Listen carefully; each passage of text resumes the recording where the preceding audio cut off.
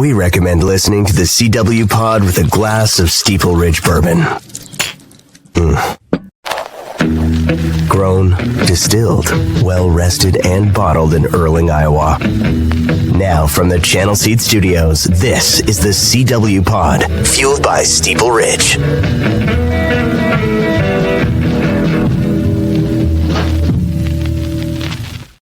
What's going on, guys? Welcome to the CW Pod here on Iowa Everywhere. It is the 3rd of November. You're probably listening to this on the 4th, and I am here in the Channel Seed Studios, presented as always by my friends over at the Lonely Oak Distillery in Erling, Iowa. The best bourbon in the state of Iowa, and I don't think it's close. Pat and his family make an incredible bourbon. Actually, I was talking with legendary sports writer Chuck Schaffner in the press box at Jack Trice Stadium on Saturday afternoon, and he was telling me that he had gone and visited Pat and took a tour over at Steeple Ridge, which I thought was awesome. And he, of course, loved it, loved the product as well as I do. And really thank them for sponsoring that show. And so we have a new sponsor, which is our friends over at Siouxland Scale. And so on Two Guys on Mondays, we're doing What's Weighing Me Down. So I thought on CW Pod every week we'll do What's Bringing Me Up, which I need some of that right now with the current situation involving the Iowa State football team. I need something to bring me up. And I'll tell you right now, this podcast every week brings me up because there's a lot of freedom involved with it for me, where I can kind of do what I want with it. It's kind of my own little space, which I really enjoy. And I hope you guys do as well. Every week is not going to be maybe a topic for you, but I hope you appreciate my passion for certain things and are enjoying the ride, because I really love this 30 minutes or so that I get with you just to, kind of bloviate, talk. I hope it's somewhat intelligent to do it every week. So I appreciate our friends over at Siouxland Scales. That's what's bringing me up this week, because I wanted to talk in depth about this and get it off my chest. And I touched on it today on Chris and Chris. And it's this ongoing fight between ESPN and ABC, which their parent company is Disney, with Google and YouTubeTV. So, listen, we've experienced like these carriage wars forever, right? Like we've all experienced this so many times throughout our time as a sports fan. That I've never really been mad at a certain side like I am Disney and ESPN here. And it's just because of hypocrisy. That's why I feel so much angst within me I'm just pissed. And it's not what's weird is like I really didn't even miss ESPN that much over the weekend. It was this odd, and I am a YouTube TV subscriber, but whatever. Like I also have ESPN Plus because the Big 12 stuff, and like I have most of that stuff, so I'm not like I'm pretty privileged in that sense. But it's the business side of this that just really, really stuck in my craw over the weekend. Because I'm so sick and tired of fans getting screwed. And I'm going to give you a couple examples here over the weekend where the fans are going to get screwed or they're being screwed. And the Disney versus Google thing is where we'll start. And then I'm going to get into Matt Rhule, Auburn firing its coach, the Brian Kelly LSU situation, all that stuff. And I'm going to explain to you guys how you're going to get screwed in this. Okay, and it'll eventually happen at Iowa and Iowa State again. We will all get screwed in this way, but I'll explain it. So let's start with Disney versus Google. The press release that Disney put out on Friday afternoon was egregious. I'm going to read it to you, okay? And you guys, if you disagree with me, that's fine. But I'm reading you This is the press release. It says, unfortunately, Google's YouTube TV has chosen to deny their subscribers the content they value most by refusing to pay fair rates for our channels, including ESPN and ABC. Without a new agreement in place, their subscribers will not have access to our programming, which includes the best lineup of live sports anchored by the NFL, NBA, college football, with 13 of the top 25 college football teams playing this weekend. This is the part that pissed me off, okay? With a $3 trillion market cap, Google is using its market dominance to eliminate competition and undercut the industry standard terms we've successfully negotiated with every other distributor. We know how frustrating this is for YouTube TV subscribers and remain committed to working toward a resolution as quickly as possible. I'm going to repeat that line again. I couldn't believe that they had the audacity to put it in there. With a $3 trillion market cap, Google is using its market dominance to eliminate competition and undercut the industry standard terms we've successfully negotiated with every other distributor. Oh, wait a minute, Disney. Using your market dominance to eliminate competition, kind of like you've done in the sport of football for the last 30 years? Right? Sound familiar to anybody? ESPN, there's a couple of figures in this whole, when you look back, like, how did we get where we are in college athletics? Okay. How did we get here? Well, there's a few things at play. Jim Delaney in the Big Ten, because they, aggressively and probably smartly, but just for very selfish and greedy reasons, started the expansion thing because they needed to get into all these television eyeballs. Remember when that was the thing? And Jim Delaney was a visionary, got in on that. And, Fox isn't innocent in all this, but ESPN is what started it all. Two, the situation of all of the people involved with the NCAA and the kind of the old school group of administrators and coaches in college athletics who fought the amateurism thing. They refused to give an inch. And they would argue, and to a point they're right. They would say, well, we gave them, room and board, full cost of tuition and all that, yada, yada, yada. They did move a little bit, but it was never going to be enough to truly change the momentum to where this all was going, okay? Because they fought and they fought and they dug in and they dug in. And then guess what? All of a sudden, the courts are the ones deciding it, and they don't give a shit about anything. They don't care about our local community. They just care about, what they deem is right. And the amateurism thing, once we started paying these coaches $10 million and we had $50 million television contracts. We're eating all this dead money in coaching salary. That's where it got crazy, to the point where the players could come together and say, this isn't right. Right? So they were incredibly stubborn. It was Jim Delaney and it was ESPN's greed by wanting to basically have a monopoly over, the college football playoff, over, these leagues. ESPN was in the background of all of this playing chess for their own interest, for Disney's stock price. Okay, so don't listen. Feels really weird sitting here being like, I'm going to side with big tech here and Google. Well, you know what? Like, sometimes it's kind of nice to see the bully get his ass kicked, isn't it? Even if it's another bully, sometimes it's like, God dang, that kid has been picking on me for 3 years, and I haven't been able to do anything about it because I'm not big enough, but some bitch that kid is, and he just whooped his ass. Sometimes that gives me strength. Tell me I'm a bad person. And I've been telling you guys on different platforms for a decade now, there's going to be a time. There's going to be a time when the tech people get involved here, and they don't give a shit that ESPN has had this stuff forever, that Fox is, and they don't care. They have deeper pockets and they don't care.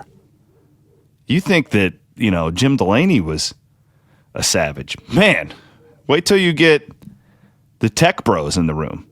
They get what they want. They get what they want. and they're damn well going to get what they want in college athletics. It's only a matter of time.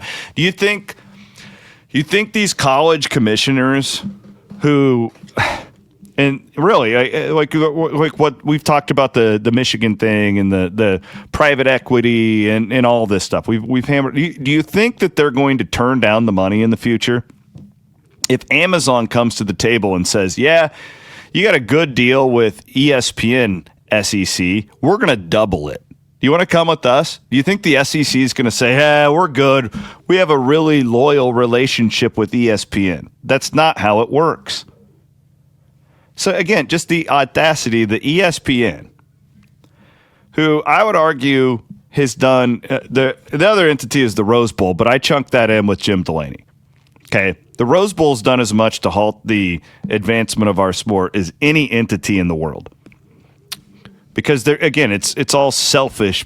It's all selfish leadership. They're not leaders in the sport. It's all about protecting their damn parade. Okay, not about growing the sport. Not about helping local communities. Not about the athletes involved. It's all about the Rose Bowl. And right now, ESPN is only thinking about ESPN, which I would argue like that is their job, right? Like, do Disney stockholders really care about the situation in Pullman, Washington right now and how you just kicked them out of high major football for greed purposes? No, they don't care. But this in lies the problem with where our sport is heading. So let's get to Matt Rhule, Nebraska. Auburn just fired its coach. You know what? I need a nostalgia right now. Where are my friends from Barntown? It's 3 p.m. You can't have a nostalgia, but I would really like to. But I'm going to Hilton Coliseum tonight to cover a game. A nostalgia would really take the edge off right now. Lovely. I had the fruit punch this weekend when I was at the RV Village. Mwah. Fantastic. So Nebraska gave Matt Rhule an extension last week because apparently Penn State was interested in him, and I'd be interested to see if that was, actually true or not. I don't know. Like, I mean, that's what everybody says, but like, something tells me that Penn State's probably just gonna one day announce that they've hired a coach. Feels a little bit different than the situation right now at LSU, where you have this, I don't know, borderline maniacal governor who just can't keep his mouth shut about anything. He's just running his mouth constantly. That guy, it seems really sloppy the way the LSU thing is going down. It feels like Penn State will probably just one day put out a press release, we've hired our next head coach. Maybe it was going to be Matt Rhule. I don't know. Do you think Penn State fans would get excited about a guy whose all-time record against AP top 25s is 2-23? He's specifically 0-7 against top 25 programs at Nebraska. Think Penn State fans are like clamoring for that guy on a 2-game losing streak? He just lost to Minnesota by double digits. You think they're just clamoring for this guy? So why, like, I like Troy Dannon. I think he's a really good athletic director. I actually think Rhule's doing a pretty good job of rebuilding Nebraska. I really do. I've said that. I'm very consistent with my thoughts on Matt Rhule. Why on earth did he need to bump his?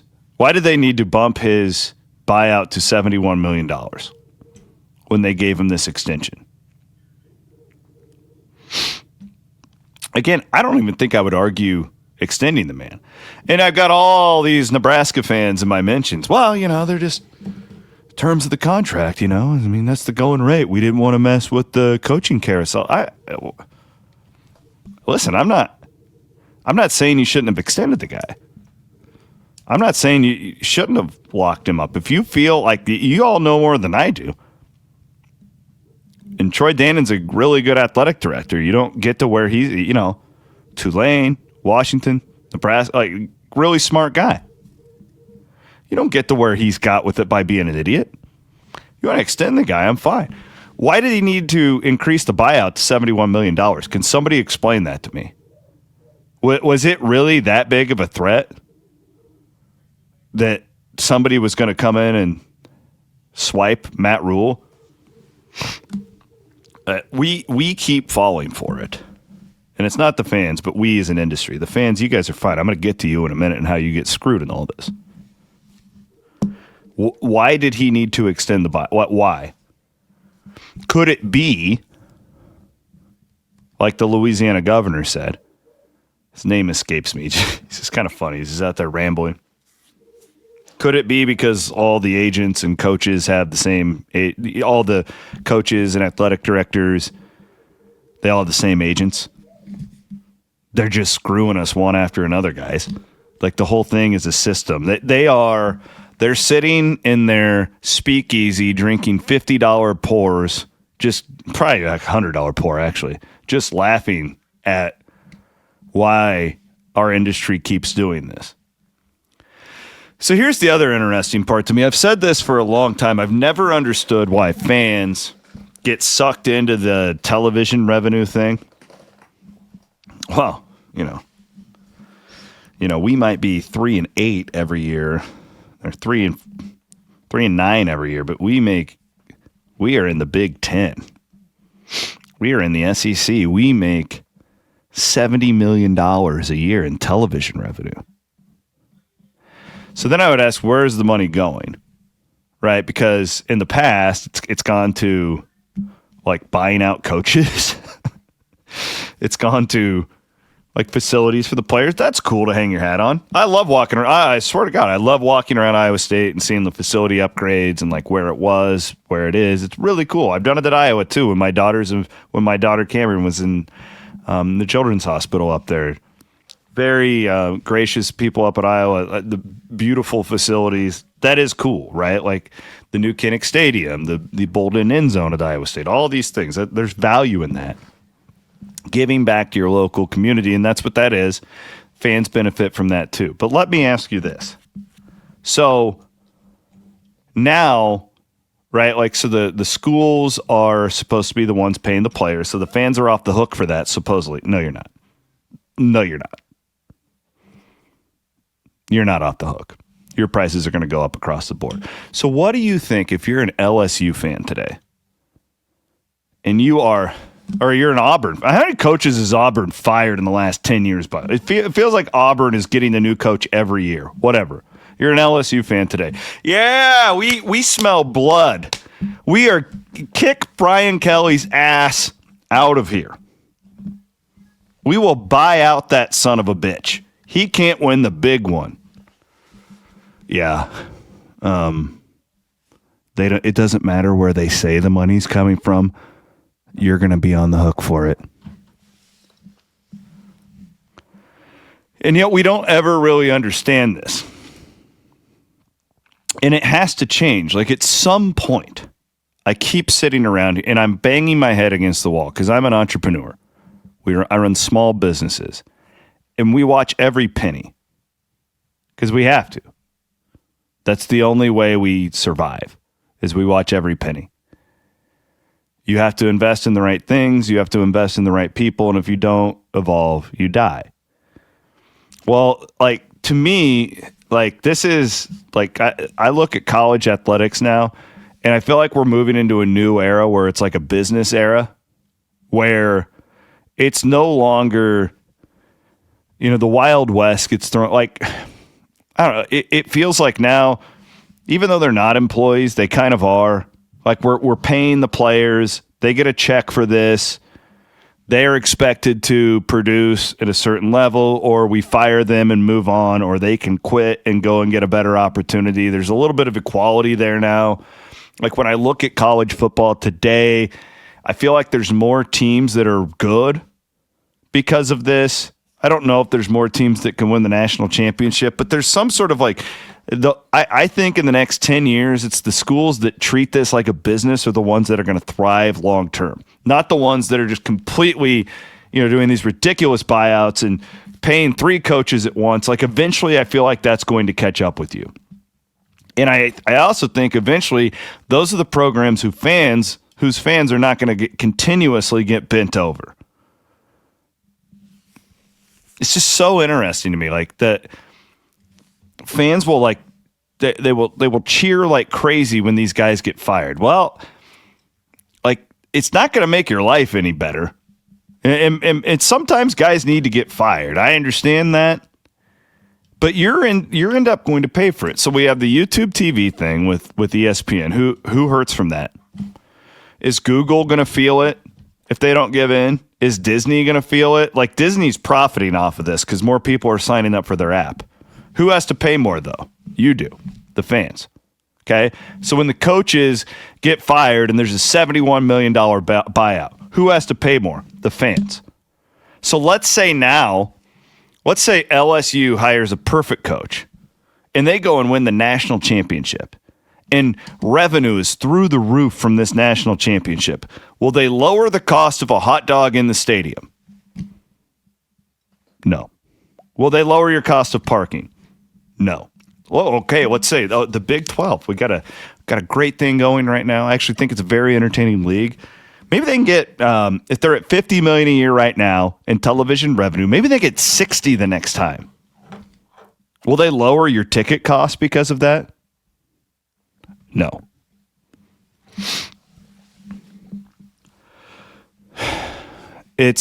Listen, and here's the problem. I hate doing this because I don't have all the answers. I certainly don't know everything about the situation, but I do know one thing. And I'm very confident that I'm right here, is if you look around, the fans are the ones who constantly are taking it. Now, sometimes it pays off. Sometimes it does. Sometimes, like if many fans out there, we keep going to games, we keep watching the games, we're willingly participating in this. And sometimes, if you have however much income and you're like, I'm cool with it, and your team does better, it's worth it for you. I have ownership in this. I have passion for this university. It's worth it for me. But at the end of the day, what I'm saying is you look around at the big scope of all this, none of this is good for us. None of this. The expansion sucked, right? Like we don't play teams that we care about as often anymore. We can't drive to most of the games like we used to. So it ruined that experience for us. We had the whole NIL thing where the fans were asked to fund the entire thing, even though these universities and conferences were making tens of millions of dollars.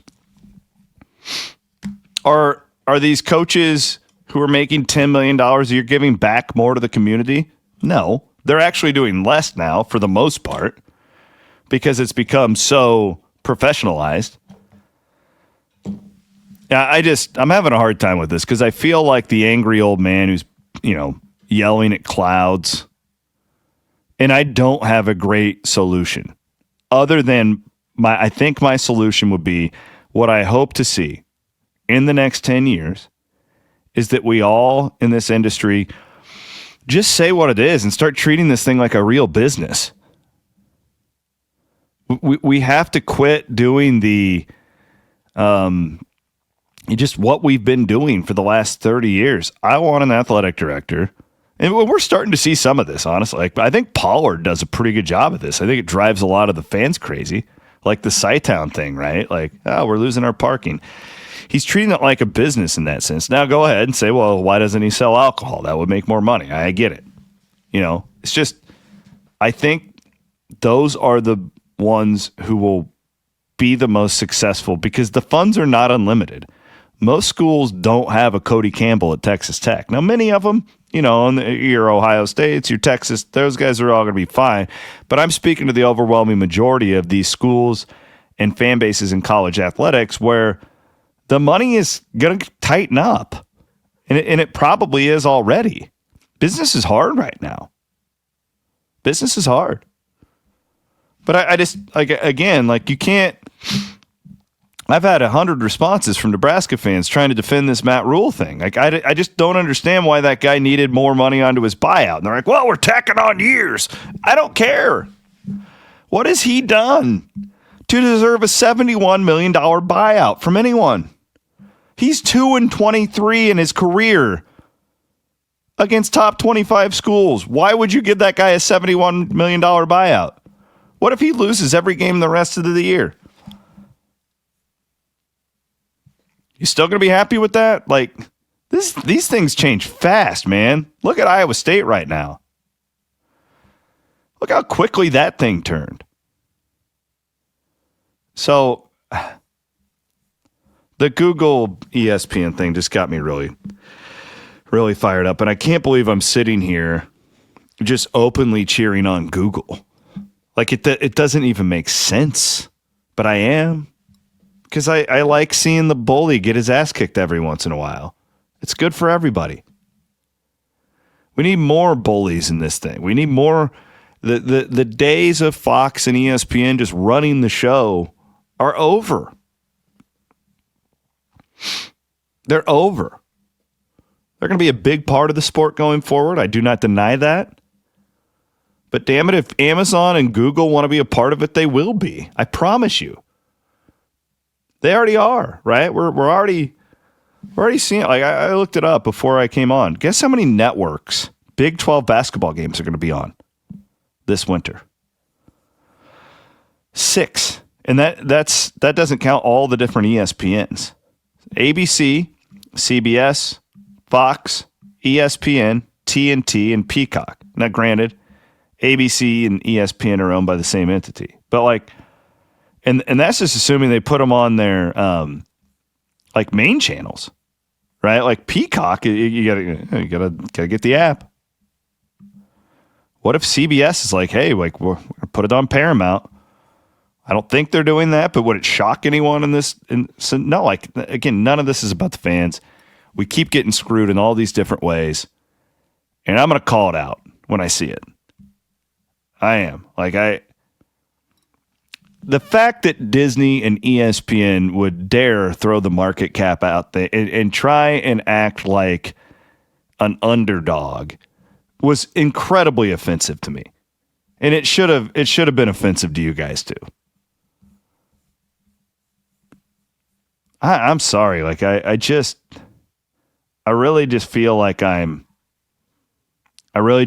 an old man here, but damn it, I'm passionate about this, and I would love your guys' feedback. Go ahead and tweet at me at Chris M. Williams, at Iowa Everywhere, and I will be back next week with a fresh CW pod. We are presented, as always, by our friends at Steeple Ridge Bourbon on Iowa Everywhere.